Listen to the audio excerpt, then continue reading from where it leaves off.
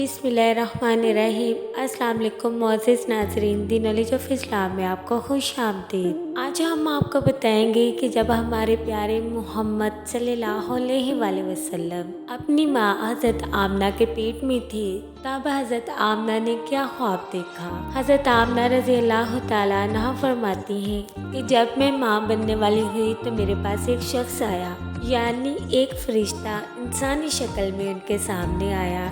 आप फरमाती हैं कि उस वक्त मैं जागने और सोने के दरमियानी हालात में थी। उसने मुझे कहा, क्या तुम्हें मालूम है तुम इस उम्मत की सरदार और नबी की माँ बनने वाली हो। इस बच्चे की निशानी ये होगी कि इसके साथ एक नूर ज़ाहिर होगा, जिससे मुल्क शाम और बसरा के महलात भर जाएंगे।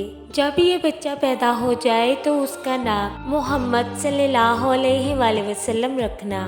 मुतअद्दिद सहाबियों से रवायत है कि सहाबा ने एक दफ़ा आप सल्लल्लाहु अलैहि वसल्लम से दरियाफ्त किया कि या रसूल अल्लाह, अपना हाल बयान फरमाइए। फरमाया, मैं अपने बाप इब्राहीम अलैहिस्सलाम की दुआ और ईसा अलैहिस्सलाम की बिशारत हूँ और अपनी माँ का ख्वाब हूँ। आप फरमाते हैं, मेरी माँ ने जब मैं पेट में था ख्वाब देखा कि उनके बदन से एक नूर निकला है, जिससे शाम के महल रोशन हो गए। आप सल्लल्लाहु अलैहि वसल्लम ने सहाबा किराम से फरमाया कि मैं खुदा का बंदा और खातमुल अंबिया उस वक्त से हूँ कि मेरा बाप आदम आबो गुल में था और मैं अपनी माँ आमना का ख्वाब हूँ, और इसी तरह पैगंबरों की माएँ ख्वाब देखा करती हैं जो कि सच साबित होती हैं। सुभान अल्लाह। आपको मेरी वीडियो अच्छी लगी तो कमेंट बॉक्स में अपनी राय का इजहार ज़रूर कीजिएगा, और हमारा YouTube channel the knowledge of Islam को लाइक करें, शेयर करें, कमेंट करें, सब्सक्राइब करें और बेल आइकन को प्रेस करना मत भूलें।